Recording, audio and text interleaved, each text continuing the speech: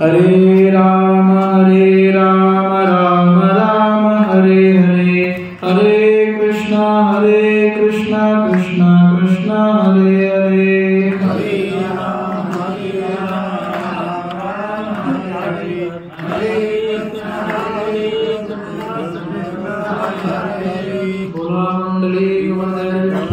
श्री ज्ञानदेव तुकाराम पंढरीनाथ महाराज की जय, जगद्गुरु तुकाराम महाराज की जय, माऊली ज्ञानेश्वर महाराज की जय। अज्ञानतिमिरन्धस्य ज्ञानाञ्जनशलाकया चक्षुरुन्मीलितं येन तस्मै श्रीगुरवे नमः।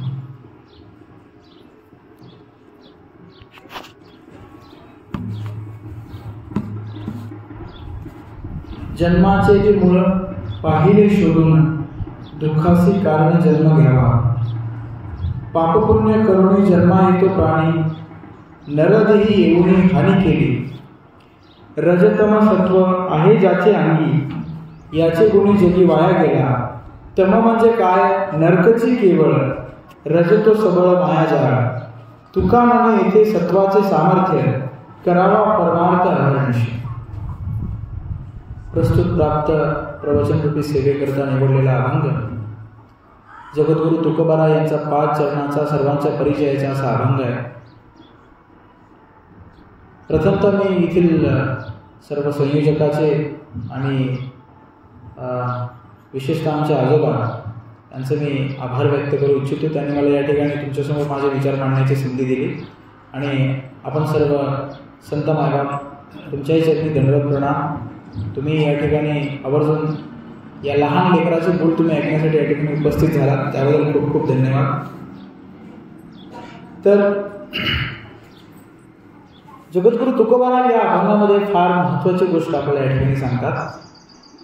मागच्या वर्षी मी या ठिकाणी प्रवचनाला आलो होतो आणि मागच्या वर्षी मी आपुलिया गीता जो असे जागता हा अभंग मी निवडला होता। प्रथम दिवसाची प्रवचनरूपी सेवा माझ्याकडे होती। मला आठवतं मागच्या वर्षी मी नाम आणि नामाचा महिमा की भगवंताचं नाव हे किती महत्त्वाचं आहे आपल्या आयुष्यामध्ये, यावरती मी मागच्यावरती विवेचन केलं होतं आणि यावर्षी मी मुद्दाम हा अभंग निवडला आहे, कारण मी मागच्या वर्षी जाता सांगून गेलो होतो की आपल्या सर्वांना उत्तम प्रकारे भगवंतांचं नाव घ्यायचं आहे आणि वैकुंठामध्ये जायचं आहे। हे माझे शेवटचे काही शब्द होते मागच्या वर्षी। तर त्यालाच पुढे चालत हा अभंग मी निवडलेला आहे की जन्माचे ते मूळ पाहिले शोधून। महाराज या ठिकाणी सांगतात की प्रथमतः आपला हा अभंग समजण्याच्या आधी जीव जन्म का घेतो, आपण जन्म का घेतो हे समजून घेणं गरजेचं आहे। तर आपल्या शास्त्रामध्ये असं सांगितलं गेलेलं आहे की या ठिकाणी 3 ते 4 प्रकारची तत्व आहेत। एक आहे ईश्वर तत्व, दुसरं आहे जीव तत्व, तिसरं आहे गुरु तत्व। तर हे 3 तत्व जर आपण जाणून घेतले, आवाज येत नाही, तर हे 3 तत्व जर आपण जाणून घेतले तर याच्यामध्ये सर्वात महत्त्वाचं आहे म्हणजे ईश्वर तत्व। ईश्वर तत्व म्हणजे जास्त खोलामध्ये जाण्याची गरज नाही, आपला पांडुरंग परमात्मा हा ईश्वर तत्व आहे। गुरु तत्व म्हणजे जे त्या विठ्ठलाचे प्रतिनिधी आहे। प्रतिनिधी म्हणजे कोण? आता गुरु काय, गुरु कोण असतो, गुरुचे गुण काय याविषयी आपण पुढे जाणून घेऊया। पण तत्पूर्वी जे तिसरं तत्व आहे जीव तत्व, ते जीव तत्व आपल्याला समजणं महत्त्वाचं आहे। मी फार खोलात जात नाही, आपल्या सर्वांना समजेल अशा भाषेत सांगतो। जीव तत्व म्हणजे काय, तर ज्यावेळी भगवान श्रीकृष्ण कुरुक्षेत्रावरती अर्जुनाला भगवद्गीता सांगत होते त्यावेळी त्यांनी सांगितले की ममैवांशो जीवलोके जीवभूत सनातन, की या ब्रह्मांडामधला प्रत्येक जीव हा माझा अंश आहे। कृष्ण आणि विठ्ठल एकच आहे, बरोबर ना? मी चुकत तर नाही? कृष्ण आणि विठ्ठल एकच आहे। आणि कृष्ण काय सांगतात की प्रत्येक या भूतलावरचा या पूर्ण ब्रह्मांडातला प्रत्येक जीव हा माझा अंश आहे। मग आपण जर देवाचा अंश आहे, आपण जर भगवंताचा अंश आहे, तर आपल्यामध्ये आणि भगवंतामध्ये साम्य आहे। काय साम्य आहे? तर साम्य असं आहे की भगवंताकडे जे गुण आहेत ते गुण आपल्याकडे आहे, परंतु ज्या प्रमाणामध्ये ते भगवंताकडे आहेत त्या प्रमाणामध्ये आपल्याकडे नाही। साधं उदाहरण घ्या, आपण एक बादली उचलू शकतो, काही जिम करणारी लोक जे असतात शहरामध्ये किंवा मोठमोठ्या शहरांमध्ये, महानगरपालिकामध्ये, ते लोक जिम मध्ये जाऊन 200 किलो 300 किलो वजन उचलतात. पण आजपर्यंत असं कधी घडलंय का कुठल्या एखाद्या व्यक्तीने असा डोंगर एका आपल्या डाव्या हाताच्या करंडीवरती उचलला? घडले? ते कोण करू शकला? कृष्ण. म्हणजे काय, तो वजन उचलू शकतो, आपणही वजन उचलू शकतो, परंतु तो ज्या प्रमाणात वजन उचलू शकतो त्या प्रमाणामध्ये आपण उचलू शकत नाही.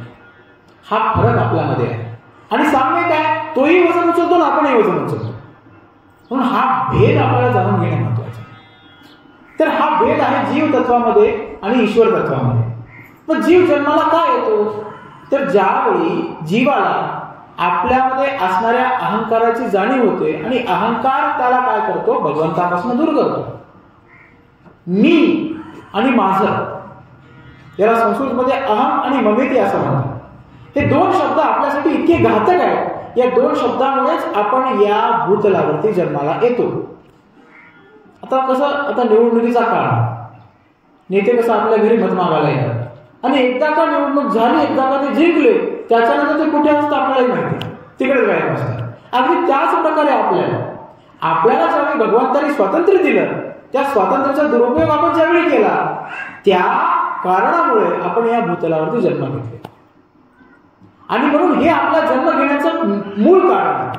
हे आपण जाणून घेतलं पाहिजे. काय कारण आहे? तर आपण भगवंतांच्या दिलेल्या स्वातंत्र्याचा दुरुपयोग केला. काय दुरुपयोग केला? जर सपोज आपण एखाद्या छोट्या बाळाला 5 रुपये दिले आणि म्हटलं की बाळा जा काहीतरी एक छोटी वस्तू, काहीतरी पेन वगैरे घेऊन ये, तर ते बाळ काय म्हणतात, मला परत 1 रुपया चॉकलेटसाठी दे. त्याला 1 वेळेस 1 रुपया दिला की पुढच्या वेळेस परत ते 2 रुपये मागतात. म्हणजे आपण त्याला जे स्वातंत्र्य दिलंय त्या स्वातंत्र्याचा दुरुपयोग तो करतोय. आणि अशाच प्रकारे आपण भगवंताने दिलेल्या स्वातंत्र्याचा दुरुपयोग केला आणि म्हणून आपण या भूतलावर जन्मला. आणि म्हणून हे आपल्या जन्माचं मूळ कारण आहे. म्हणून हे आपण जाणून घेणं फार महत्वाचं आहे. तर महाराज ते सांगतात की जन्माचे ते मूळ पाहिले शोधून. मग महाराजांनी काय केलं? महाराजांसारखे थोर पुरुष आहेत, महात्मे, ते भगवंतांचे प्रतिनिधी, ते आपल्यासारख्या सामान्य जीवांचा उद्धार करण्याकरता. मला सांगा, आजपर्यंत या जगात तुम्ही असं कधी ऐकले का जो कोणी व्यक्ती सदैव वैकुंठाला गेलेला आहे? ती ताकद, ती पावर, ती योग्यता कोणामध्ये? संत तुकाराम महाराजांसारख्या महान सत्पुरुषांमध्ये, माऊलींसारख्या महान सत्पुरुषांमध्ये. एवढ्या कमी वयामध्ये जिवंत समाधी घेतलेली कोणी ऐकले का? 16व्या वर्षी महाराजांनी ज्ञानेश्वरी लिहिली असं म्हणतात. एवढं महान ज्ञान आणि एवढ्या कमी वयामध्ये. म्हणून यासारखे जे महान पुरुष आहेत ते भगवंतांचे प्रतिनिधी आहेत. ते आपल्यासारख्या सामान्य जीवांचा उद्धार करण्यासाठी या पृथ्वी तलावरती येतात, या भूतलावरती येतात.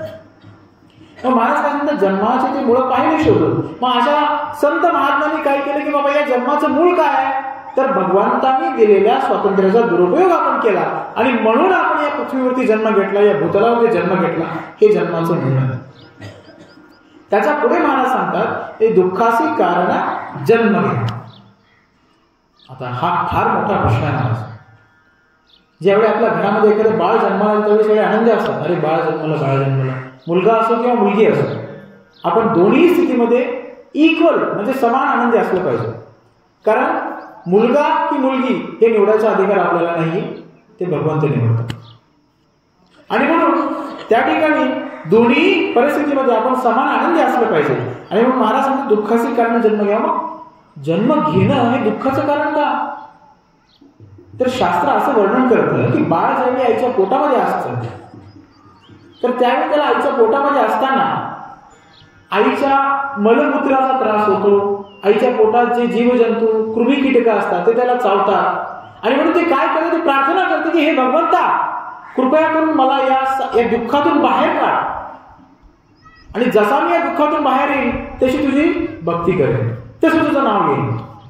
ते कंटिन्यू प्रार्थना करत असतं भगवंताला की भगवंता काहीही कर पण मला या जंजाळातून बाहेर काढ, जेणेकरून मी बाहेर आलो की तुझी भक्ती करेन. जशा प्रकारे ते आपल्याला वचन देतं की बाबा आम्ही निवडून आलो, आम्ही तुम्हाला असं करू, आम्ही तुम्हाला तसं करू, आणि परत गायब होतात.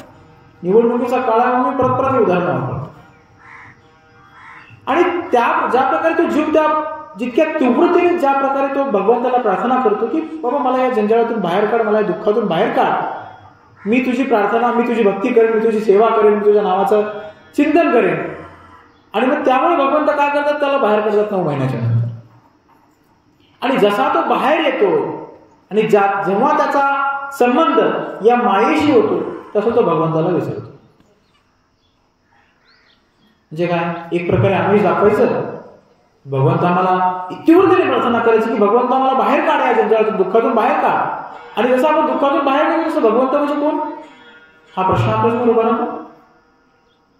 आणि म्हणून तुकाराम महाराज काय सांगतात की दुःखाचे कारण जन्म घ्यावा. दुःखाचं कारण काय, तर तशा जंजाळातून भगवंताने आपल्याला बाहेर काढलंय आणि काढूनही आपण परत भगवंताला विसरतो. हे मूळ दुःखाचं कारण. आणि म्हणून 4 वेदांचं जे सार आहे महाराज, वेदांत शास्त्र, त्यामध्ये असं म्हटलं गेलेलं आहे की अथातो ब्रह्मजिज्ञासा. ते वेदांत सूत्र जे आहे त्या वेदांत सूत्रामध्ये असे एक सूत्र आहे. आणि त्या सूत्रातलं पहिलं सूत्र असं आहे, अथातो ब्रह्मजिज्ञासा. याचा अर्थ असा होतो की आपण जाणून घेतलं पाहिजे मी कोण आहे. हे मी मागच्या वर्षी सांगितलं होतं. मी कोण आहे, माझ्या जीवनाचा उद्देश काय आहे, मी कुठून आलो आहे आणि मला काय करायचं आहे, आणि हे सगळं केल्याच्या नंतर मला कुठे जायचं आहे. ज्यावेळी आपण कुठल्या गावाला कामानिमित्त जात असतो त्यावेळी आपल्या मनामध्ये सगळ्या गोष्टी असतात. मी कोण आहे बाबा, मी पवन आहे. मला जायचंय कुठे, मला नाही चाकूरला जायचंय. मला कशासाठी जायचं आहे, काय उद्देशाने जाण्याचा, प्रवचन सेवा करायची आहे. या सगळ्या गोष्टी जेव्हा क्लिअर असतात तेव्हा आपला जो मार्ग आहे तो मार्गही क्लिअर होतो आणि आपण आपल्या गंतव्य स्थानापर्यंत पोहोचतो. परंतु मला माहितीच नाही मला कुठे जायचं आहे, तर मी कसा काय माझ्या गंतव्य स्थानापर्यंत पोहोचेन. त्यामुळे मी कोण आहे, मी इथे कशासाठी आलो आहे, माझ्या जीवनाचा उद्देश काय आहे, आणि हे सगळं पार पाडल्याच्या नंतर मला जायचं कुठं आहे, या सगळ्या गोष्टी जर आपल्याला माहिती असतील तर आपल्या जीवनाचं सार्थक झालं असं म्हणतात. आणि म्हणून अथातो ब्रह्मजिज्ञासा याचा अर्थ काय होतो की मी कोण आहे या गोष्टीची प्रत्येक जीवाने चौकशी केली पाहिजे, या गोष्टीची विचारणा केली पाहिजे. मग आता कोणापाशी करायची. आता जर सपोज मला नाही चाकूरला यायचंय आणि मी गेलो चाकूरच्या दिशेने, फरक एवढाचा चाकूर आणि नाही चाकूर.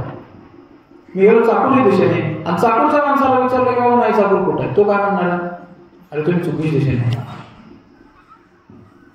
आणि जर सपोज त्याला माहिती नसेल तर तो सांगणार नाही. म्हणजे काय की योग्य प्रश्न विचारायचा ही माहिती आहे, परंतु कोणाला विचारायचा ही पण माहिती असलं पाहिजे. आणि म्हणून तो प्रश्न कोणाला विचारायचा आपल्याला, तर संत तुकाराम महाराजांच्या परंपरेमध्ये येणारे जे महान प्रतिनिधी जे गुरु आहे. आता गुरु हे तत्व फार मोठे आहे महाराज. गुरु हे तत्व आपण नंतर समजून घेऊया, पण तत्पूर्वी हा प्रश्न कोणाला विचारायचा, तर महान सत्पुरुषांना. आता सत्पुरुष कसा ओळखायचा, तर भगवद्गीतेमध्ये परत ज्यावेळी भगवान श्रीकृष्ण अर्जुनाला सांगत असतात की बाबा पंडित या शब्दाची व्याख्या काय, किंवा गुरु या शब्दाची व्याख्या काय. पंडित हा समदर्शिना, याचा अर्थ होतो की या भूतलावरती या ब्रह्मांडामध्ये जेवढे सारे जीव आहेत त्या जीवांना जो एका लेवलवरती समान लेवलवरती जो पाहतो, म्हणजे आपल्या घरातल्या मुंगीपासून ते ब्रह्मापर्यंत हे सगळे जीव आहेत महाराज. म्हणजे याचा अर्थ असा आहे की तुम्हीही ब्रह्मा होऊ शकता, तुम्हीही इंद्र बनू शकता, तुम्हीही अग्निदेव बनू शकता, तुम्हीही वरुणदेव बनू शकता. ही सगळी जी आहे ती पद आहेत महाराज. त्या प्रकारची तपश्चर्या, त्या प्रकारचं जे त्या पदासाठी लागणारं जे काय म्हणतो आपण त्याला जे योग्यता आहे, ती योग्यता जर आपण पात्र केली तर आपणही ते बनू शकतो. याच्यामध्ये काहीही मोठं नाहीये. मोठं याच्यामध्ये आहे की आपण ज्या गावावरून या ठिकाणी आलो त्या गावाकडे परत जा. आता प्रश्न उभा राहतो आपलं गाव कोणतं आहे. जगद्गुरु तुकोबाराज ज्यावेळी या ठिकाणाहून वैकुंठाकडे गमन करत होते तेव्हा त्यांनी काय सांगितलं, आम्ही जातो आमच्या गावात. म्हणजे गुरु महाराज या ठिकाणी फार सुंदर वर्णन करतात त्या ठिकाणी. म्हणून ज्यावेळी महाराज जात होते थांबूया ना चालू ठीक आहे. महाराज ज्यावेळी जात होते वैकुंठाला त्यावेळी तिथल्या लोकांनी प्रश्न विचारला, म्हणजे महाराज तुम्ही तर देहूच्या आहात, तुम्ही इथे जन्माला आणि तुम्ही चाललाय कुठे, आणि तुम्ही वर्णन काय करताय की आम्ही जातो आमच्या गावात, तिकडे कुठे चाललाय, तुमचं गाव देहूच आहे.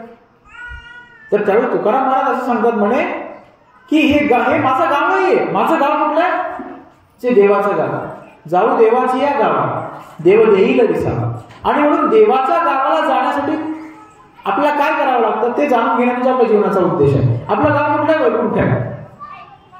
आणि म्हणून आपण कोणी व्यक्ती गेला किंवा कुठल्या व्यक्तीचा मृत्यू झाला आपण जास्तीत जास्त लिहितो काय? स्वर्गवासी.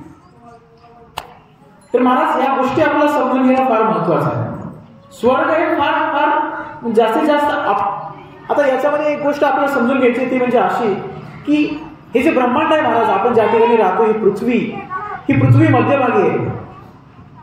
जर वेदांप्रमाणे आपण या पूर्ण ग्रहांचा अभ्यास केला तर पृथ्वी मध्यभागी आहे. पृथ्वीच्या वरती 7 प्रकारचे ग्रह आहेत आणि पृथ्वीच्या खालती 7 प्रकारचे ग्रह आहेत. आणि हे सगळे जे ग्रह आहेत हे कमळाच्या देठावरती आहेत महाराज. आणि ते कमळाचा उगम कुठून आहे तर गर्भोदक्षाई विष्णू यांच्या नाभीतून त्या कमळाचा उगम आहे. आणि कमळाच्या एकदम वरच्या भागाला कोण आहे? कमळामध्ये जे कोण बसला असेल तर ते आहेत ब्रह्मा. आणि म्हणून सगळ्यात वरचं जे लोक आहेत ते ब्रह्मलोक, सत्यलोक. तर असं म्हटलं गेलं शास्त्रामध्ये की महाविष्णू जे आहे, आता कृष्ण आणि विठ्ठल एकच आहेत हे लक्षात असो. हे तुमच्या डोक्यामध्ये फिट करून टाका, लिहून टाका. कृष्ण आणि विठ्ठल याच्यामध्ये काहीही भेद नाहीये. याच्या लीलाही तुम्हाला माहिती आहे. आणि म्हणून ज्यावेळी कृष्ण किंवा विठ्ठल हे स्वतःला एक्सपांड करतात म्हणजे कसं, मी आता एक पवन आहे, मी स्वतःला एक्सपांड केलं म्हणजे आणखीन एक पवन बाजूला बसवलं, सेम माझ्यासारखाच दिसणार आहे.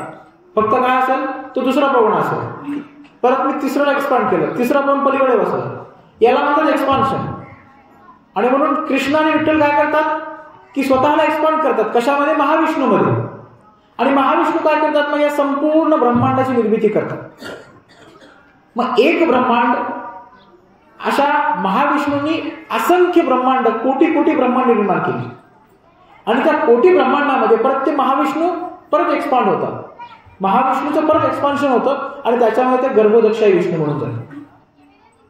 गर्भोदक्षाई विष्णू परत काय करतात? त्या ठिकाणी जाऊन त्या ब्रह्मांडाची निर्मिती करतात. आता अशा असंख्य कोटी कोटी ब्रह्मांड निर्माण झाली आणि त्याच्यामध्ये प्रत्येक ब्रह्मांडामध्ये गर्भोदक्षाई विष्णू गेले. आणि गर्भोदक्षाई विष्णू जाऊन त्यांच्या नाभीतून कमळ बाहेर आलं आणि त्या कमळावरती 14 भुवन, 14 लोक आणि सगळ्यात वरचे जे लोक आहेत ते ब्रह्मलोक. आणि अशा प्रकारे महाविष्णू स्वतःला कशाने एक्सपांड करतात तर गर्भोदक्षाई विष्णू. आणि तिथून परत प्रत्येक ब्रह्मांडातल्या प्रत्येक ग्रहावरच्या प्रत्येक जीवाच्या हृदयामध्ये परत क्षीरोदक्षाई विष्णू स्वतःला एक्सपांड करतात. कुठून आलो आपण? विठ्ठलापासून. लक्ष आहे? विठ्ठलापासून आपण आलो. विठ्ठलाने कुठे एक्सपांड केलं? महाविष्णूपासून कुठे आलो आपण? पुढे गर्भोदक्षाई विष्णू. आणि गर्भोदक्षाई विष्णूच्या नाभीतून जे कमळ उत्पन्न झालं त्यातून ज्या प्रत्येक ग्रहाची निर्मिती झाली त्या प्रत्येक ग्रहावरच्या प्रत्येक जीवाच्या हृदयामध्ये परत क्षीरोदक्षाई विष्णू असतात. ही झाली ग्रहांची निर्मिती महाराज. ही कुठली झाली? ही संपूर्ण ब्रह्मांडाची. आणि म्हणून प्रत्येक ब्रह्मांडाला जर आपण बघितलं तर हे आपण ज्या ठिकाणी राहतो असं हे झालं भूलोक. याच्या खाली आहे अतल, वितल, तलातल, रसातल, पाताळ. सगळ्यात शेवटचं जे टोक आहे खालचं ते पाताळ. तसंच आपण ह्याच्या वरती गेलो तर काय? भूलोक, स्वर्गलोक, जनलोक, तपलोक, महलोक आणि सत्यलोक. सत्यलोक किंवा ब्रह्मलोक. सत्यलोक आणि ब्रह्मलोक सेमच आहे, त्याच्यामध्ये काही भेद नाही. एवढं मोठं ब्रह्मांड आहे महाराज. आणि एवढ्या मोठ्या ब्रह्मांडामध्ये या भगवंताने स्वतःला एक्सपांड केलेलं आहे. आणि म्हणून याच्यामध्ये आपल्याला हे समजून घ्यायचं आहे की मी कोण आहे. तर याचं सर्वात उत्तम एक्झाम्पल, सर्वात उत्तम उदाहरण आहे महाराज, मी एक आत्मा आहे. मी हे शरीर आहे म्हटलं की आपल्या जीवनामध्ये दुःख चालू झाले का? तर थोडंसं घरी जाऊन कुठे कडेला हात लागला, चटका बसला, आपल्याला लगेच त्रास होतो का? कारण आपल्या डोक्यामध्ये, आपल्या मनामध्ये हे फिट झालेलं आहे की मी शरीर आहे. मला हे कळलं की त्रास होतो. ठीक आहे, त्रास होत असेल, परंतु ज्यावेळी आपल्या मनामध्ये ही एक गोष्ट क्लिअर असेल की मी हे शरीर नाही, मी आत्मा आहे महाराज, आणि मी त्या परमपिता परमात्मा विठ्ठलाचा अंश आहे, जो करोडो ब्रह्मांडाचा निर्माता आहे, त्याचा मी अंश आहे. या गोष्टी जेव्हा तुमच्या डोक्यामध्ये क्लिअर असतील तेव्हा तुमच्या जीवनामध्ये दुःख कधीही येणार नाही. तर लोक म्हणतील नाही असं हे चुकीचं आहे. चुकीचं नाही आहे महाराज. अहो असं ब्रह्मसंहितेमध्ये स्वतः ब्रह्माचे वर्णन करतात की वैकुंठामध्ये असंख्य लक्ष्मी, ज्या लक्ष्मीची आपण लक्ष्मीपूजनला म्हणा किंवा दर शुक्रवारी बऱ्याच महिला पूजा करतात, तर अशा असंख्य लक्ष्मी झाडू काढतात. कुठे? वैकुंठामध्ये. एवढा मोठा माझा बाबा आहे आणि एवढ्या मोठ्या बापाचे आपण लेकरं आहोत, हे जेव्हा आपल्या मनामध्ये येईल तेव्हा आपल्या जीवनामध्ये दुःख कदापि येणार नाही. आणि म्हणून मी कोण आहे? मी आत्मा आहे. माझ्या जीवनाचा उद्देश काय आहे? अथातो ब्रह्मजिज्ञासा. काय आहे? तर मी कोण आहे या प्रश्नाची चौकशी करणं. कोणाकडे करणं? गुरुकडे करणं. गुरु कोण? जो भगवंताचा प्रतिनिधी. ते आपण जाणून घेऊया. आणि म्हणून मी सांगितलं की गुरुची व्याख्या काय किंवा पंडिताची व्याख्या काय? पंडित हा समदर्शिना, म्हणजे जो व्यक्ती या संपूर्ण ब्रह्मांडामध्ये प्रत्येक जीवाला समान स्तरावरती पाहतो. घरातल्या मुंगीपासून ते ब्रह्मापर्यंत माझ्यासाठी प्रत्येक जण सेम आहे, सारखा आहे. इथे मुंगी आली तर तीही तेवढीच प्रिय आहे मला, कारण तीही भगवंताचीच अंश आहे. रस्त्यावरचं कुत्र जरी आलं किंवा डुक्कर जरी आलं तरी मला ते प्रिय आहे. का प्रिय आहे? कारण ते भगवंताचाच अंश आहे. आणि मी सांगितलं की ज्यावेळी गर्भदक्षाई विष्णू स्वतःला एक्सपांड करतात तेव्हा प्रत्येक जीवाच्या हृदयामध्ये ते क्षीरोदक्षाई विष्णूच्या रूपाने स्थित असतात. म्हणजे तुमच्या माझ्यामध्ये काय असतो? क्षीरोदक्षाई विष्णू स्थित असतात. म्हणून आपण आपल्या वारकरी संप्रदायामध्ये फार चांगली प्रथा आहे महाराज. जर विना घेऊन छोट्यातला छोटा मुलगा जरी उभा असला तरी म्हाताऱ्यातला म्हातारा माणूस जाऊन तरी त्याच्या पाया पडतो. का पडतो? याच्या पाठीमागचं कारणच आहे महाराज की प्रत्येकाच्या हृदयामध्ये हा परमपिता परमात्मा स्थित आहे. आणि म्हणून मी कोण आहे? मी आत्मा आहे. मला माझ्या जीवनाचा उद्देश काय आहे की या सर्व गोष्टी काय आहे किंवा माझ्या मी कोण आहे या गोष्टीची चौकशी करणं हे माझ्या जीवनाचा उद्देश आहे. आणि मी कुठून आलो आहे? मी वैकुंठातून आलो आहे. मला जायचंय कुठं आहे? मला वैकुंठात जायचंय. या 4 प्रश्नांची उत्तर जर तुमच्याकडे असतील, जे तुमच्या मनामध्ये फिट असतील, तर हे नक्की आहे महाराज की तुमच्या जीवनामध्ये दुःख नाहीये आणि तुम्हाला कधी दुःख होणार नाही. आणि मी खात्री देतो की जर तुम्ही 4 गोष्टी, या 4 प्रश्नांची उत्तर तुमच्या मनामध्ये फिट केली आणि त्याप्रमाणे जर वागण्याचा प्रयत्न केला तर निश्चित रूपी तुम्ही याच जन्मामध्ये तुमच्या खऱ्या पित्याकडे परत जाऊ शकता. खरा पिता म्हणजे विठ्ठल. म्हणून परत जर आपल्याला विठ्ठलाकडे जायचं असेल महाराज, त्या सर्व गोष्टींचं उत्तर आपल्याला माहिती असणं फार महत्वाचं आहे. आणि म्हणून आता आपण गुरुविषयी चर्चा करत होतो. मी सांगितलं की पंडित हा समदर्शन आहे, पंडिताची व्याख्या आहे. आता पुढे प्रश्न उभा असा राहतो की गुरु काय असतो? गुरु कोण असतो? गुरुचं महत्व काय आहे? का गुरुचं महत्व आहे? तर मी कोण आहे या प्रश्नाची चौकशी आपण कोणापाशी केली पाहिजे? गुरुकडे केली पाहिजे. आता गुरु काय आहे महाराज? तर परत भगवान श्रीकृष्ण ज्यावेळी त्यांना अर्जुनाला गीतेमध्ये सांगतात की एवं परंपरा प्राप्त इमं राजर्षयो विदुः, ते सांगतात की जो परंपरेमध्ये आलेला असतो. परंपरेमध्ये म्हणजे काय? जर समजा उद्या चालून मी म्हटलो की नाही मी प्रवचनकार आहे आणि मी एक नवीन परंपरा चालू करतोय आणि मी परंपरा चालू केली आणि मी सांगितलं की मी गुरु आहे, या माझी शरण घ्या, 2000 रुपये द्या आणि शिष्य बना. हा सगळा कारभार आहे महाराज, पैशांचा गोंधळ आहे. आणि मग इथून पुढे कधीही लक्षात ठेवा, जो गुरु तुमच्याकडनं पैसे मागतोय आणि शिष्यत्व देतोय तो गुरुच नाहीये. गुरु हा कोण आहे? तर ज्या व्यक्तीमध्ये प्रत्येक जीवाला समान स्तरावर पाहण्याची दृष्टी आहे तो गुरु आहे महाराज. आणि म्हणून जो व्यक्ती पैसे मागतोय म्हणतो की या मी तुमचा गुरु बनतो, त्या व्यक्तीला पहिल्यांदा लाथ मारायचं बाहेर काढायचं. हे सर्व थोतांड आहे महाराज. हे आपण जाणून घेतलं पाहिजे. आणि हे आपल्याला जेव्हा कळेल तेव्हा आपली लोक सुधारतील. तेव्हा कळेल की गुरु कोण आहे, गुरुतत्व काय. आणि जर आपल्याला माहिती नसेल तर मग असे हजारो गुरु निर्माण होतील महाराज. मी माझं पोट भरत राहीन, मी तुमच्याकडनं पैसे घेत राहीन, माझ्या कुटुंबाचं पोट भरत राहीन आणि तुम्ही जा खड्ड्यात, मला काय देणं घेणं तुमचं. शास्त्र असं सांगतं की जेव्हा एखाद्या व्यक्तीला तुम्ही गुरु म्हणून घेता किंवा एखाद्या व्यक्ती ज्यावेळी तुम्हाला गुरु म्हणून शिष्य म्हणून स्वीकारतो त्यावेळी तुमच्या असंख्य जन्माची, तुम्ही याच्या आधी जेवढे जन्म घेतलेत महाराज, तेवढ्या सगळ्या जन्माची पापं त्या गुरुला घ्यावी लागतात. आणि तिथून तुमचा नवीन जन्म चालू होतो. मग एवढं स्वीकारण्याची ताकद त्या गुरुमध्ये आहे का पैसे घेतलेल्या? नाही आहे महाराज. आणि म्हणून पैसे घेऊन कोणी गुरु होत नाही. तर जो परंपरेमध्ये आलेला असतो तो गुरु असतो. जो सर्व जीवांना समान स्तरावरती पाहतो तो गुरु असतो. या गोष्टी जर का आपण जाणून घेतल्या तर गुरु कोण असतो हे आपल्याला कळतं. आता इथून पुढे प्रश्न निर्माण उभा राहतो तो म्हणजे गुरुचं महत्व काय. तर यासाठी मला एक छोटासा दृष्टांत आठवतो की गुरु जे काही बोलतात ते आपल्या भल्यासाठी बोलतात. आणि म्हणून गुरुंनी तुम्हाला शिव्या जरी दिल्या, शास्त्र असं सांगतं की गुरुंनी तुम्हाला शिव्या जरी दिल्या तरी तो तुमच्यासाठी आशीर्वाद आहे ना. का? कारण आपल्याला माहिती नाही आपण कुठलं कार्य योग्य करतोय, कुठलं कार्य अयोग्य करतोय. गुरुंचं कामच आहे की बाबा तो हे चुकीचं करतोय, चुकीचं करतोय मी सांगणं, तुला रागवणं, तुझ्याकडनं बरोबर कार्य करून घेणे गुरुचं कार्य. आणि त्यांच्यासाठी त्याचा म्हणतात.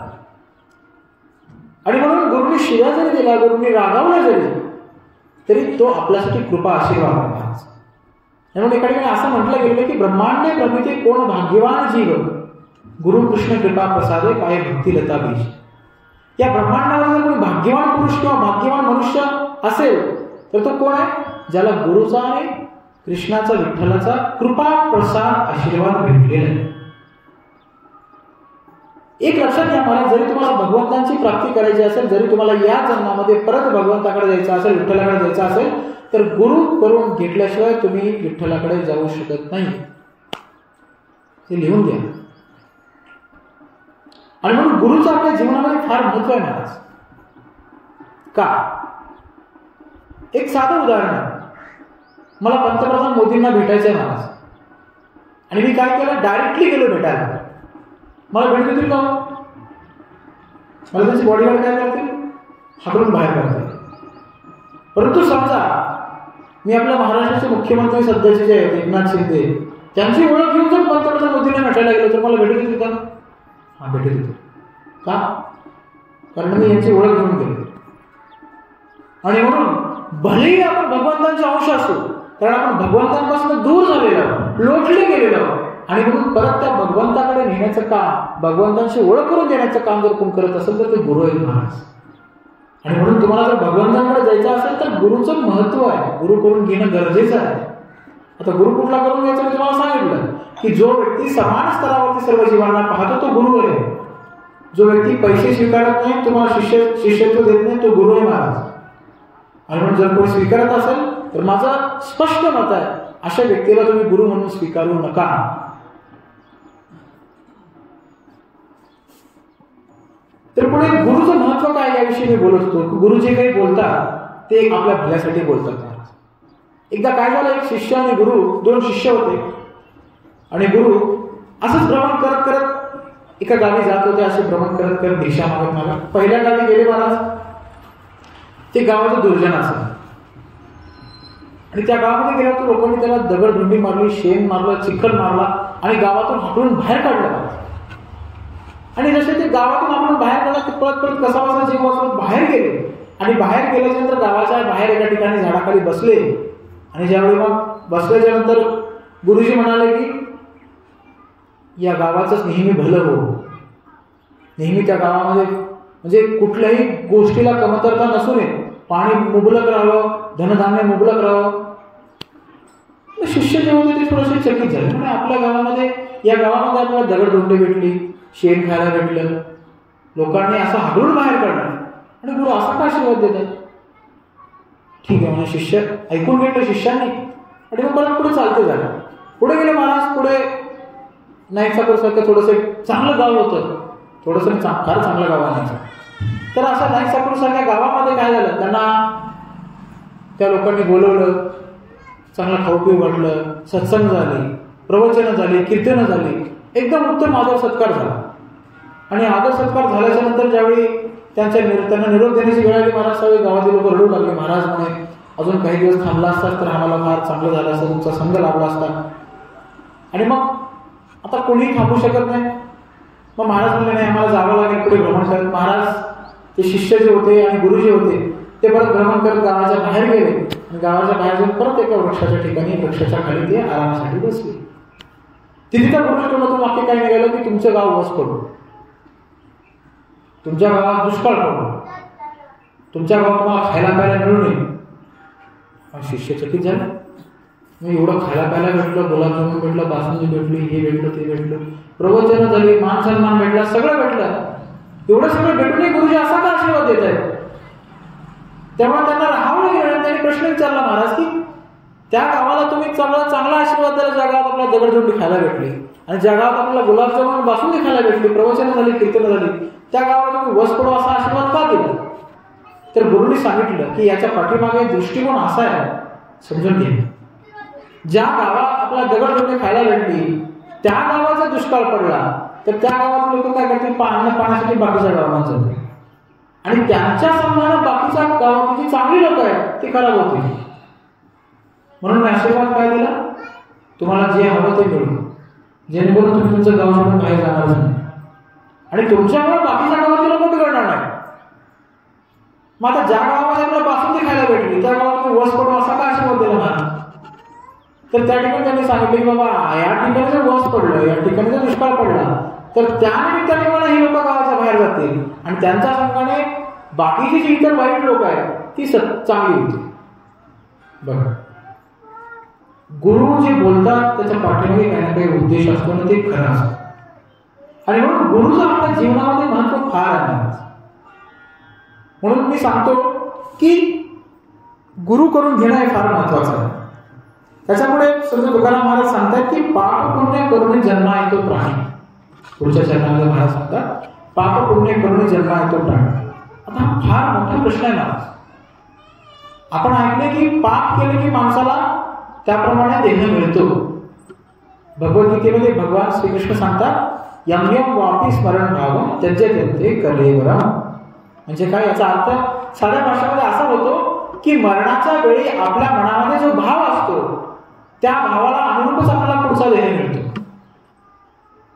मग समजा मला भरपूर मांस खाण्याची इच्छा आहे, मला मांस खाण्याची आवड आहे, तर मला मरताना काय आठवेल, मांसच आठवेल. मग भगवंत म्हणतात तथास्तु जा भागवन.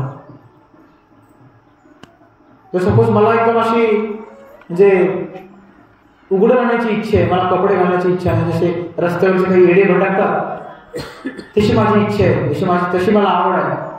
आणि जर मरताना कशी अवस्था असणार तशीच अवस्था असणार, तोच भाव मनामध्ये असणार. भगवंत म्हणतात तथास्तु बन म्हणे झाड बन, असा 100-150 वर्ष असाच ओढाच राहणार उन्हा पावसात. म्हणून मरणाच्या वेळी आपली जी अवस्था असेल, जो भाव असेल, त्या भावाला अनुसरून आपल्याला पुढचा देह भेटतो असं भगवंत सांगतात.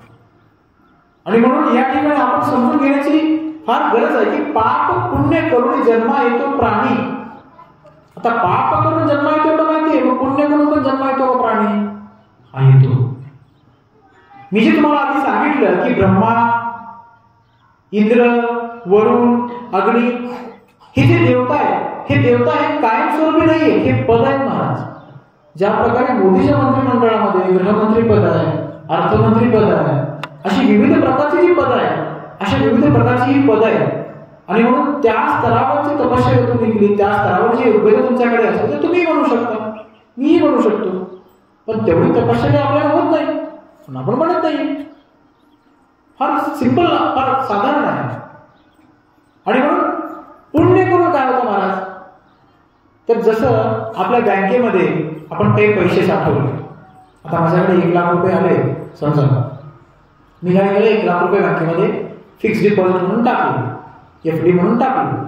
तर मला काय त्या FD वरचा व्याज मिळत आहे महिन्याच्या महिन्यात आणि मी त्याचा आनंद घेत राहील.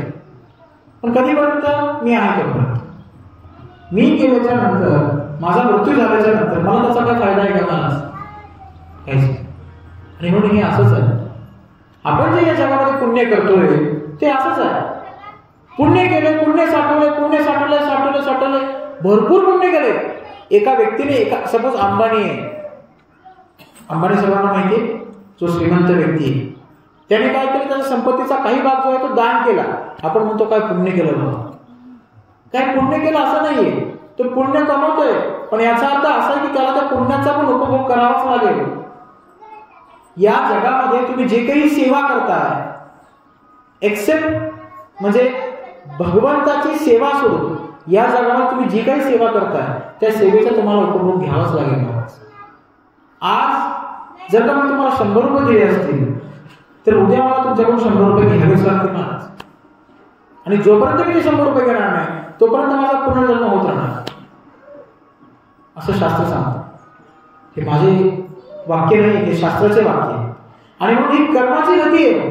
ही कर्माची गती समजणं फार अवघड आहे महाराज. आपल्यासारख्या सामान्य व्यक्तीला कर्माची गती समजणं फार अवघड आहे. आपण याच्यामध्ये पडू नये, परंतु आपल्याला माहिती असणं पण गरजेचं आहे.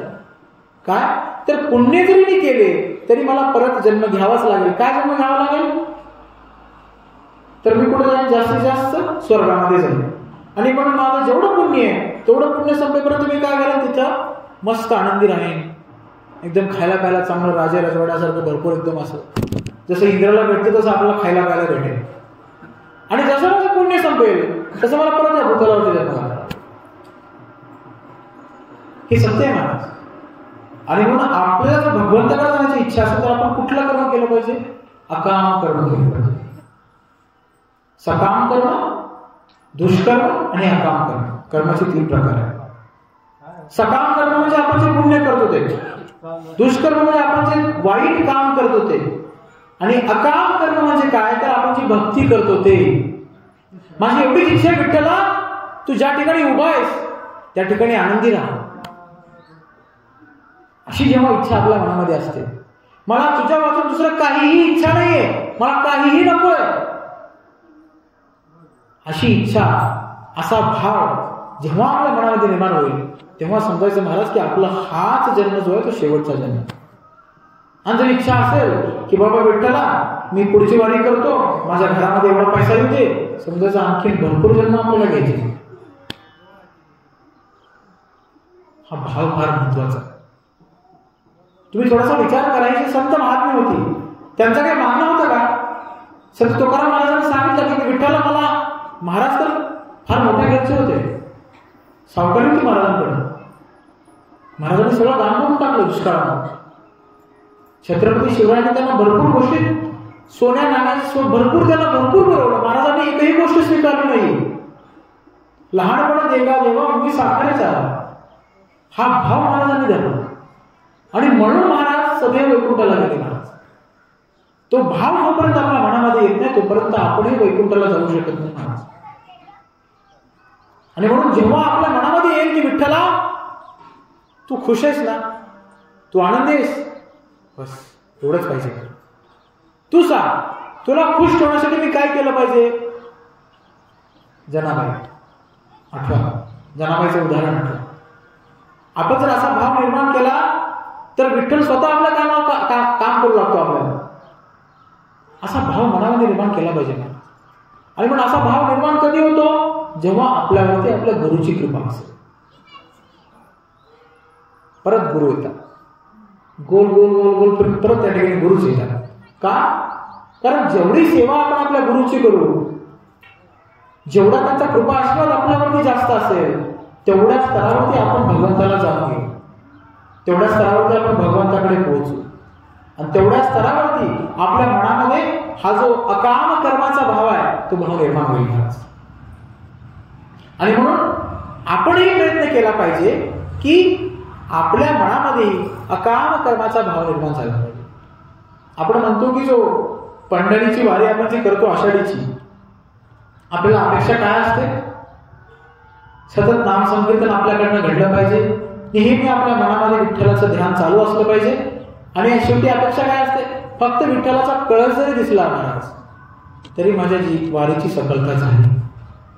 दर्शन नाही झालं तरी चालेल विठ्ठला, तुझा कळस जरी दिसला तरी माझं जीवन सार्थक झालं, माझी वारी सार्थक झाली. एवढी अपेक्षा ठेवून आपण चालतो. पण तशीच अपेक्षा आपण जर का आपल्या जीवनामध्ये ठेवली की विठ्ठला मला काहीही नको रे, तू जसा आहेस तसा आनंदी राहा, खुश राहा. हा तुला खुश राहण्यासाठी मी काय करावं अशी तुझी इच्छा आहे का, हा ते मी करेन. असा भाव ज्यावेळी आपल्या मनामध्ये असेल, विशेष करून मातांमध्ये, जेव्हा आपण आपल्या घरामधल्या छोट्याशा भगवंताची सेवा करतो, आपल्या घरामध्ये काही विग्रह असतील, समजा विठ्ठल रुक्मिणीचे म्हणा किंवा छोटा लंगडा देव असेल, लंगडा कृष्ण असेल, त्याची सेवा म्हणा, आपल्या मनामध्ये जेव्हा भाव निर्माण होईल, आपल्या घरामध्ये तो छोटा जो लंगडा देव आहे, कृष्णदेव आहे, ते आपल्या घराचा छोटा बाळ आहे. आपण काय करतो? आपण पंचपक्वान्न करून खातो आणि आपण त्या देवाला काय नैवेद्य दाखवतो का? नाही. काहीतरी थोडंफार चपातीचं छोटंसं हे करायचं, निवद करायचं, थोडासा भात लावला, थोडीशी आमटी लावली, खा. आणि तीच परिस्थिती जर तुमच्या मुलीचं बाळ असेल तर तुम्ही काय करता? त्याला दूध पाजवायला, त्याला वेगवेगळ्या प्रकारचे विविध प्रकारचे मिष्टान्न पंचपक्वान्न त्याला करून खाऊ घालता. अहो ते तुमच्या घरचं बाळ आहे. लड्डू गोपाल म्हणा किंवा लंगडा कृष्ण म्हणा, तुमच्या घरचा बाळ आहे. ज्यावेळी तुम्ही त्या भावाने, ज्या प्रकारे तुम्ही तुमच्या मुलाची किंवा मुलीची सेवा करताय, त्याच भावाने जर तुम्ही त्या भगवंताची सेवा केली महाराज, तर भगवंत तुम्हाला का परत स्वतःकडे स्वीकारणार नाही? आणि म्हणून हा भाव निर्माण करणं फार गरजेचं आहे. हा भाव ज्यावेळी आपल्या मनामध्ये निर्माण होईल त्यावेळी समजायचा हा शेवटचा जन्म महाराज. आणि म्हणून ज्यावेळी महाराज सांगतात की पाप पुण्य करून जन्मा येतो प्राणी, नरदेही एवढी हानी केली. बघा महाराज पुढे हेच सांगतात की या नरदेहामध्ये येऊन परत आपण आपली हानी करून घेतली. हानी करून का घेतली? कारण परत आपला जन्म घालला. आणि म्हणून हे जन्म मृत्यू जन्म मृत्यू जन्म मृत्यू ही सायकल जी आहे, ही गती जी आहे, ही कंटिन्यू चालूच राहणार आहे महाराज. याच्यामध्ये खंड किती पडणार आहे? ज्यावेळी तुम्ही गुरुची कृपा प्राप्त करा आणि भगवंतांची सेवा कराल. म्हणून हे जाणून घेणं आपल्यासाठी फार महत्वाचं आहे. त्याच्या पुढे महाराज सांगतात की रजतम सत्व आहे ज्याचे आधी, याच गुणे जगी वाया. रज, तम आणि सत्व हे तीन प्रकारचे गुण आहेत महाराज. रजोगुण, तमगुण आणि सत्वगुण. महाराज त्याची व्याख्या पण करतात की तम म्हणजे काय? नरकची केवळ. तमगुण म्हणजे काय? नरकच आहे. आळस, अशुद्धता, त्या सगळ्या गोष्टी काय? तमगुण आहे.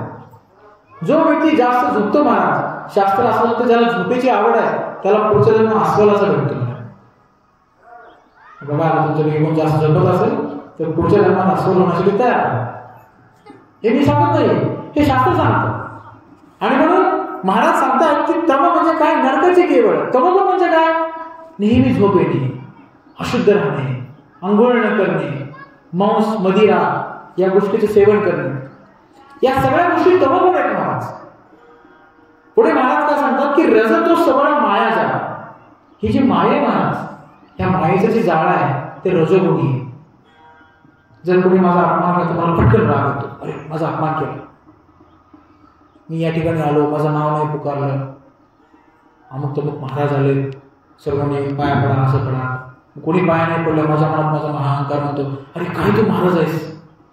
एका व्यक्ती तुझ्या पाया नाही पडलाय, अहंकार निर्माण झाला मनामध्ये. आणि हा अहंकार काय करतो महाराज? आपला भगवंतापासून दूर करतो. हा आहे रजोगुण. हा रजोगुण आहे. आणि म्हणून आपण समजून घेतलं पाहिजे की रजोगुण काय आहे. रजोगुण आणि तमोगुण हे दोन्ही गुण असे आहेत महाराज, हे आपल्या भगवंतापासून दूर करतात.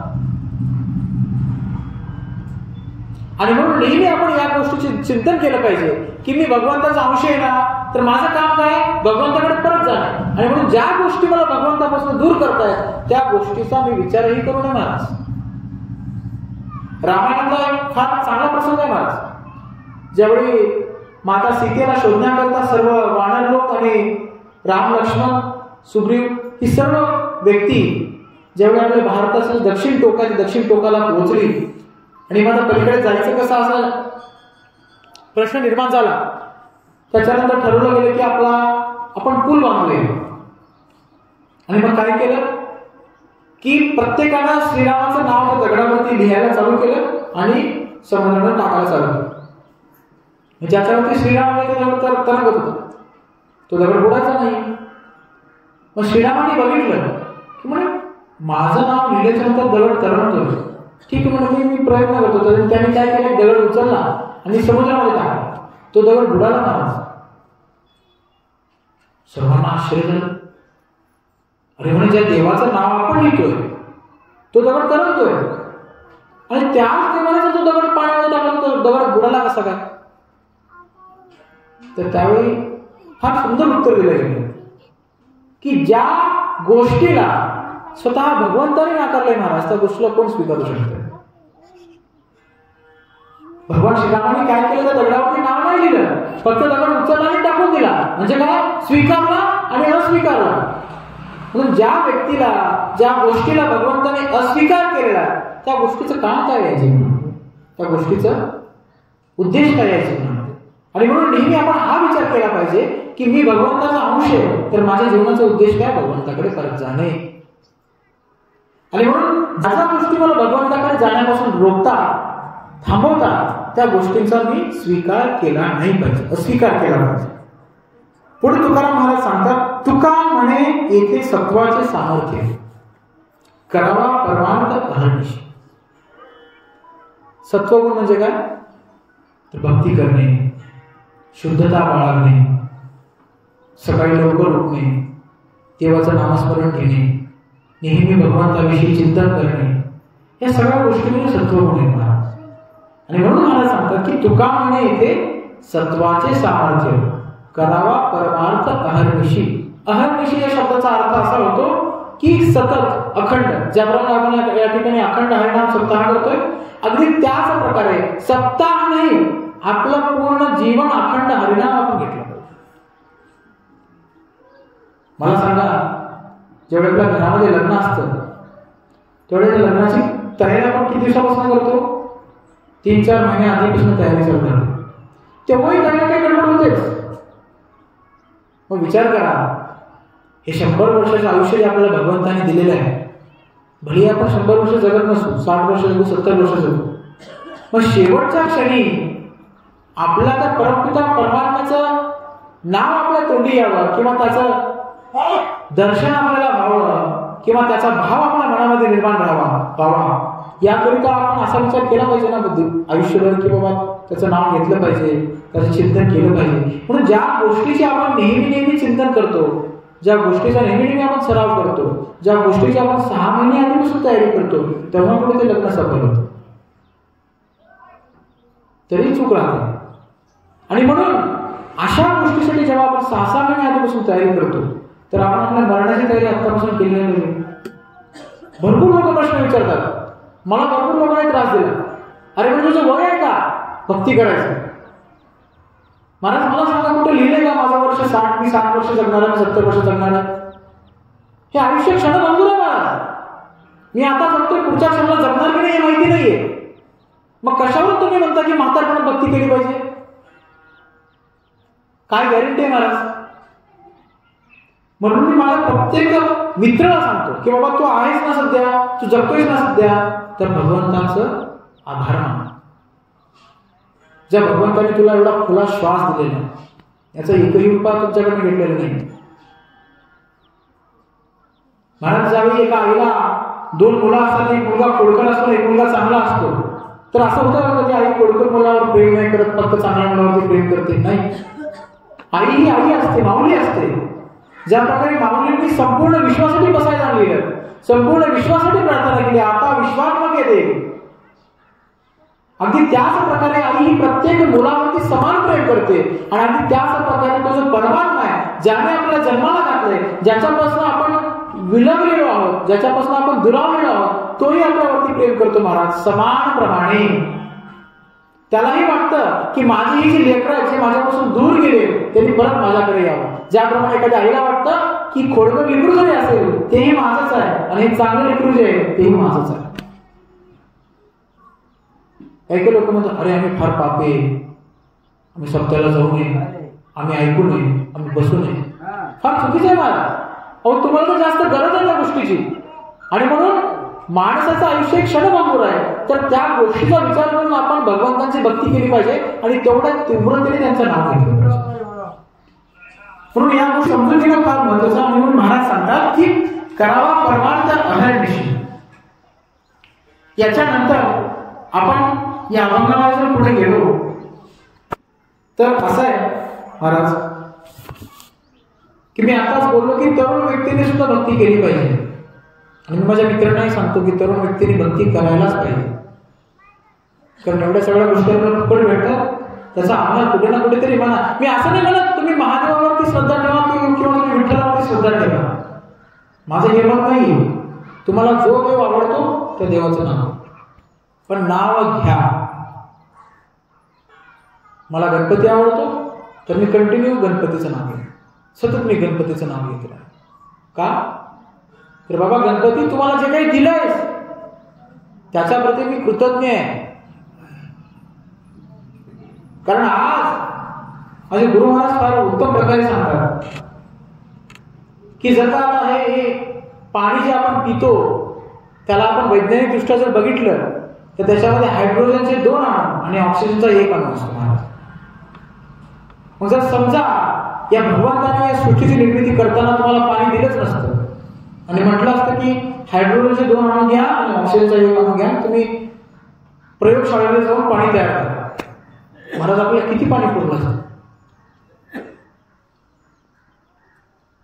आणि म्हणून आपल्याला ज्या या सर्व गोष्टी भेटत आहेत त्या कोणाला भेटत आहेत, तर परमेश्वराला भेटत आहेत. आणि म्हणून त्या परमेश्वराप्रती आपण कृतज्ञ राहिले पाहिजे की हे परमेश्वरा मला जे काही भेटतंय त्यासाठी मी तुझा आभारी आहे. अहो महाराज काही काही लोक रात्री झोपतात सकाळी उठत नाहीत, झाले गेले. म्हणून मला तुम्हाला सर्वांना आग्रह आहे, रात्री झोपण्याच्या आधी सुद्धा भगवंताचं नामस्मरण करा, भगवंताचे आभार माना की भगवंता तुझ्या कृपेमुळेच मी आज दिवसभर उत्तम प्रकारे राहू शकलो, चालू शकलो, बोलू शकलो, पाणी पिऊ शकलो, खाऊ शकलो, शौचास जाऊ शकलो. काही काही लोकांना डायबिटीस करावं लागतं मला, शौचास जाता येत नाही त्यांना, किडनी फेल झाल्याच्या नंतर. आपलं तसं तर नाही. आता हे कारण होतं, याच्या पाठीमागे फार मोठी कारण आहे. हे कारण सांगत नसलं तर मग फार मोठी कथा होईल. ही कर्माची गती आहे महाराज. ज्या प्रकारची कर्म आपण केली मागच्या जन्मात त्याची फळं आपण या प्रकारे या जन्मामध्ये भोगतोय. आणि म्हणून किमान या दृष्टीने का होईना चांगली कर्म करा. चांगली कर्म म्हणत नाही मी, अकाम कर्म करा. कारण तुम्ही परत या जन्मामध्ये पुण्य करायचा प्रयत्न केला तर परत तुम्हाला स्वर्गात जावं लागेल, त्या पुण्याचं फळ भोगावं लागेल, परत पृथ्वीवरती यावं लागेल, परत पहिलीत बसावं लागेल, दुसरीत बसावं लागेल, तिसरीत बसावं लागेल, कॉलेज शिकावं लागेल, सगळं करावं लागेल आणि परत मरावं लागेल. असं हे चक्र नेहमी चालू राहणार. आणि म्हणून या चक्रातून जर बाहेर पडायचं असेल तर केवळ एकच आहे, अकाम कर्म. अकाम कर्म म्हणजे भगवंताची भक्ती. भगवंता तू खुश राहा, मला काही नको. हा भाव जरी तुम्ही तुमच्या मनामध्ये आला ना तरी फार फरक पडतो. मी एका ठिकाणी कथेमध्ये ऐकत होतो की प्रभू रामचंद्र जे आहेत, प्रभू रामचंद्र ज्यावेळी हा सेम प्रसंग आहे महाराज, ज्यावेळी पूल बांधणी चालू होती त्यावेळी छोटीशी खार जी होती ती छोटे छोटे दाणे आणून टाकत होती मातीची, वाळूची. त्यावेळी हनुमानाने तिला सांगितलं, अरे खारुताई तुझ्या एवढ्या छोट्याशा दाण्याला मातीच्या किंवा वाळूच्या दाण्याला काय होणार आहे, आम्हाला एवढा मोठा पूल बांधायचा आहे. त्यावेळी प्रभू श्रीराम म्हणाले की मी या भूतलावरती जेवढे काही जीव आहेत ते सगळे माझे जीव आहेत. आणि तिचं भलंही योगदान छोटं असेल पण तिच्या वतीने ते भरपूर मोठं आहे महाराज. म्हणून या भगवंताच्या आपण लेकरं आहोत, आपण सर्व समान आहोत. असं नाही तू काळा आहे, तू गोर आहे, तू ह्या जातीचा आहे, मी ह्या जातीचा आहे, नाही. या पृथ्वीवरती जेवढे काही जीव आहे ते सर्व भगवंताची लेकरं आहे आणि आपणही भगवंतांची लेकरं आहे. तर आपण कोण झालो, सर्व भाऊ भाऊ झालो. कारण एकाच बापाचे लेकरं कोण असं भाऊ भाऊ असं. आणि म्हणून हा भाव जेव्हा आपण आपल्या मनामध्ये आला, अशा भावने जेव्हा आपण आपलं जीवन जगू आहात तेवढं आपलं जीवन धन्य झालं समजायचं. याच्यापुढं मला आणखीन एक गोष्ट या ठिकाणी सांगावीशी वाटते की बऱ्याच वेळी आपल्याकडनं काय होतं की म्हणजे म्हणे काही काही लोक तू विठ्ठलाचा जप केला पाहिजे, तू कृष्णाचा जप केला पाहिजे, आम्ही कृष्णाला म्हणतो, तुम्ही महादेवाला म्हणत नाही. कुठल्या गोष्टीवर तुम्ही म्हणत नाही. तुम्ही काय जाणता कृष्णाला, तुम्ही काय जाणता विठ्ठलाला आणि काय जाणता महादेवाला. संत एकनाथ महाराज एका अभंगात फार चांगलं, फार सुंदर वर्णन करतात महाराज. तो अभंग तुम्हाला कदाचित पाठी असेल. त्रिशूळावरी काशीपुरी, चक्रावरी पंढरी, दोन्ही सारखे सारखे विश्वनाथ विठ्ठल सखे. फार सुंदर अभंग आहे महाराज. काय भाव आहे बघा. शांती ब्रह्म एकनाथ महाराज यांचा काय भाव असेल. अहो 108 वेळा एका व्यक्तीने त्यांच्यावरती थुंकलं. महाराज 108 वेळेस गोदावरीमध्ये स्नान करून आले आणि आल्याच्या नंतर महाराज काय म्हणतात की धन्य बाबा, तू 108 वेळेस माझ्या अंगावरती थुंकलास म्हणून माझ्याकडनं 108 वेळेस स्नान झालं. असा भाव आपल्याकडे कधी? आपण आपल्या स्वतःला जेव्हा गवताच्या पातापेक्षा सुद्धा लहान मानू तेव्हा आपण भक्तीमध्ये अग्रेसर झालो असं समजायचं महाराज. जर मी अपेक्षा करत असेल, मी या ठिकाणी आलो, मी प्रवचन केलं, माझा सत्कार झाला पाहिजे, माझा आदर झाला पाहिजे, तर समजा तुम्हाला वाटत असेल मी या ठिकाणी आलो, लोकांनी मला मान दिला पाहिजे, मला बोललं पाहिजे, माझ्या पाया पडला पाहिजे, फार चुकीचं आहे महाराज. हे तुमच्या भक्तीसाठी घातक आहे. आणि म्हणून महाराज एका अभंगामध्ये याच्यापूर्वीही बोललो की लहानपणा देगा देवा का म्हणतात? कारण जेव्हा आपल्या मनामध्ये लहानपणाची भावना निर्माण होईल तेव्हा आपण भगवंताकडे जाऊ शकतो. शास्त्र असं सांगतं की वैकुंठाचं जे द्वार आहे महाराज ते फार लहान आहे. आणि म्हणून आपण स्वतःला जेवढं मोठं समजू तेवढी आपली वैकुंठात जाण्याची शक्यता कमी आहे. आपण जेवढं स्वतःला लहान समजू तेवढी आपली वैकुंठात जाण्याची शक्यता जास्त आहे. आणि म्हणून नेहमी आपल्या मनामध्ये भाव असला पाहिजे की माझ्याकडे काहीही योग्यता नाहीये, मी अपात्र आहे. भगवंता जे काही आहे तुझ्याकडे आहे. हे जे महान साधू पुरुष आहेत त्यांच्याकडे आहे, माझ्याकडे काही योग्यता नाहीये. या भावाने जेव्हा तुम्ही सेवा कराल महाराज त्यावेळी तुमची भक्ती सफल झाली म्हणून समजायचं. हे भक्तीचं पहिलं लक्षण आहे. ज्यावेळी तुमच्या मनामध्ये हा दैन्य भाव निर्माण होईल त्यावेळी तुमची भक्तीमध्ये प्रगती होत आहे असं समजायला हरकत नाही. हे मी लिहून देऊ शकतो कारण मी पहिली पाहिली. जर तुमच्या मनाला दैन्य भाव निर्माण झाला त्याच वेळी तुम्ही सर्व जीवांना समान स्तरावरती पाहू शकता महाराज. आणि जर तुम्ही अजूनही समजत असाल की मी गावचा पाटील आहे, मी गावचा सरपंच आहे, मी या गावातला पवार आहे, पवारांचंच गाव आहे, मी गावातला पवार आहे, मी मेजॉरिटीमध्ये आहे, माझी लोकसंख्या जास्त आहे, दुसरा कोणी आज त्याला मी मारणार, त्याला हाकलून लावणार, संपला विषय. असंख्य जन्म घ्यावे लागतील महाराज. आणि म्हणून नेहमी लहानपणाचा भाव तुमच्या मनामध्ये असणं फार गरजेचं. तुम्हाला काही जमत नसेल ना तर फक्त एवढं प्रॅक्टिस करा की माझ्याकडे काहीही योग्यता नाहीये, मी लायकी नाही जेव्हा तुझं नाव घेण्याच्या, तरीही तुझ्या कृपेने नाव घेतोय. महर्षी वाल्मिकींना असंच झालं. ज्यावेळी नारद मुनींनी सांगितलं की बाबा एवढी पापं केलीस, त्या पापाचा भागीदार कोण आहे तुझ्या, आणि ज्यावेळी त्यांनी घरी जाऊन विचारलं कोणीही उत्तर देत नव्हतं त्यावेळी त्यांना राम म्हणता येत नव्हतं महाराज. नारदांनी काय सांगितलं, ठीक आहे म्हणे, राम म्हणून नकोस, मरा मरा मरा मरा मरा म्हटलं ते राम राम राम झालं. आणि अशा महान अशा एवढ्या डाकुनी मरा मरा शब्दाचा जप करून काय केलं, रामायणाची निर्मिती केली महाराज, ज्याला आपण महाकाव्य असं म्हणतो. बघा या भगवंताच्या नामामध्ये आणि दैन्य भावामध्ये किती सामर्थ्य आहे. आणि म्हणून जर तुम्हाला वाटत असेल आपलं आयुष्य सार्थक झालं पाहिजे, या जन्मामध्ये आपण परत गेलं पाहिजे, तर परत मी मागच्या वर्षी जे बोललो तेच बोलले की नेहमी तुम्ही भगवंताच्या नावाचा आश्रय घेतला पाहिजे. हेच या कलियुगाचं साधन आहे. हरे नाम हरे नाम हरे नाम एव केवल कलो नास्तेव नास्तेव नास्तेव गतिरन्यथा असं शास्त्र सांगतं. या कलियुगामध्ये अन्य कुठलंही साधन नाहीये. हे एकच नाही ना, कलो नास्तेव नास्तेव नास्तेव. एखादी कुठली महत्वाची गोष्ट असाल पण किती वेळेस म्हणतो, 3-4 वेळेस परत परत सांगतो. आणि शास्त्र ते सांगतं की या कलियुगामध्ये अन्य कुठली गोष्ट नाहीये, अन्य कुठली गोष्ट नाहीये, अन्य कुठली गोष्ट नाहीये शिवाय भगवंताच्या नावाशिवाय, शिवाय भगवंताच्या नावाशिवाय, शिवाय भगवंताच्या नावाशिवाय, त्या हरीच्या नावाशिवाय. आणि म्हणून तुम्ही ज्या देवतेला मानता त्या देवतेचं नाव तुम्ही कंटिन्यू तुमच्या मुखामध्ये ठेवा, तुमचा उद्धार झाल्याशिवाय राहणार नाही महाराज. म्हणून मी परत तेच सांगतो, कंटिन्यू नाम घ्या. ज्याप्रमाणे आपण अखंड हरिनाम सप्ताह करतो तसं अखंड हरिनाम जीवन चालू द्या, जेणेकरून काय होईल, मृत्यूच्या वेळी. आता बऱ्याच लोकांना प्रश्न पडतो महाराज, म्हणजे काय गॅरंटी तुमच्याकडे, आता जर मी आयुष्यभर नाव घेतलं तर मृत्यूच्या समयी मला तुम्ही नाव येईल असं काय गॅरंटी तुमच्याकडे? कारण शास्त्र असं सांगतं की ज्यावेळी आपला जीव आपलं शरीर सोडतो त्यावेळी आपल्याला 10,000 विंचू ज्यावेळी एकत्र चावतात त्या जेवढ्या वेदना होतात तेवढ्या वेदना आपलं शरीर सोडताना होतात. एक विंचू चावला तर आपण बसून राहतो, मग 10,000 विंचू चावल्याची वेदना काय असते, दुःख काय असते, ते दुःख आपल्याला शरीर सोडताना होतं. आणि मग तेवढे दुःख होत असताना तुम्हाला देव वाटवेल का? कुंती महाराणी फार उत्तम प्रार्थना करतात कृष्णाकडे.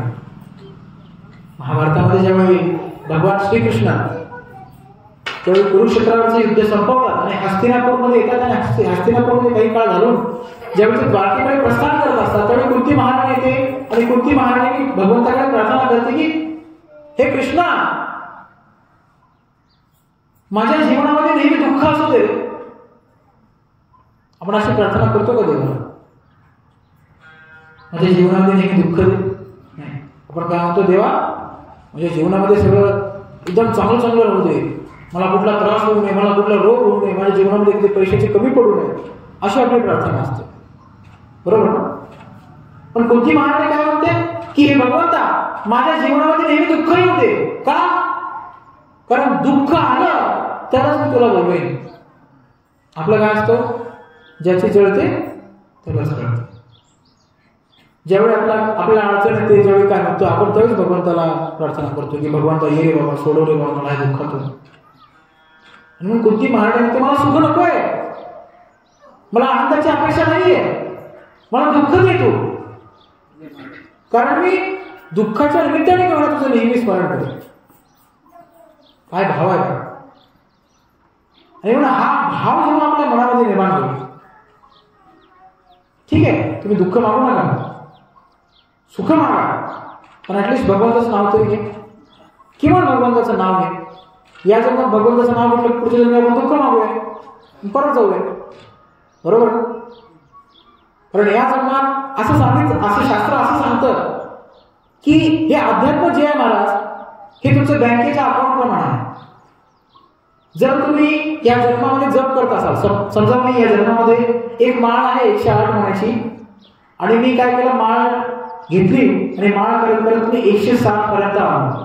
107 वेळाने नाव घेतलं, माझा मृत्यू झाला. आणि ज्यावेळी मी माझ्या कर्माचा न्याय निवाडा झाला त्यावेळी असं ठरवलं गेलं की याला परत मनुष्य भेट, आणि मला माझ्या पुण्याप्रमाणे माझ्या पापाप्रमाणे मनुष्य जन्म परत भेटतो.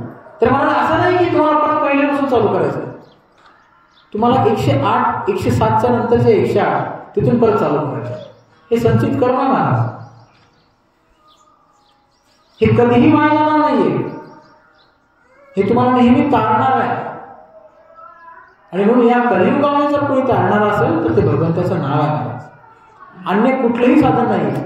आणि म्हणून भरपूर संत आपल्याला सांगतात, हरिमुखे म्हणा हरिमुखे म्हणा पुण्याची गणना कोण करे. माऊली फार सोप्या शब्दात सांगतात. आणि म्हणून अशा माऊलींचा, अशा संतांचं आपण ऐकलं पाहिजे आणि अखंड भगवंताच्या नावाचं स्मरण केलं पाहिजे, अखंड भगवंताच्या नावाचा जप केला पाहिजे. एवढंच मी या ठिकाणी सांगतो. आणि आजची झालेली सेवा आपण सर्व संत मायबापाच्या चरणी आणि कुत्रोबांच्या चरणी आणि भगवान शंकराच्या चरणी अर्पण करतो आणि आपली रजा घेतो. जर या बालकाकडनं बोलता बोलता काही चुकीचं बोललं गेलं असेल तर एक बालक समजून, एक अजान मूर्ख समजून माफ करा. कुंडलीक विठ्ठल श्री ज्ञानदेव तुकाराम पंढरनाथ महाराज की जय, ज्ञानेश्वर महाराज की जय, जगद्गुरु तुकाराम महाराज की जय.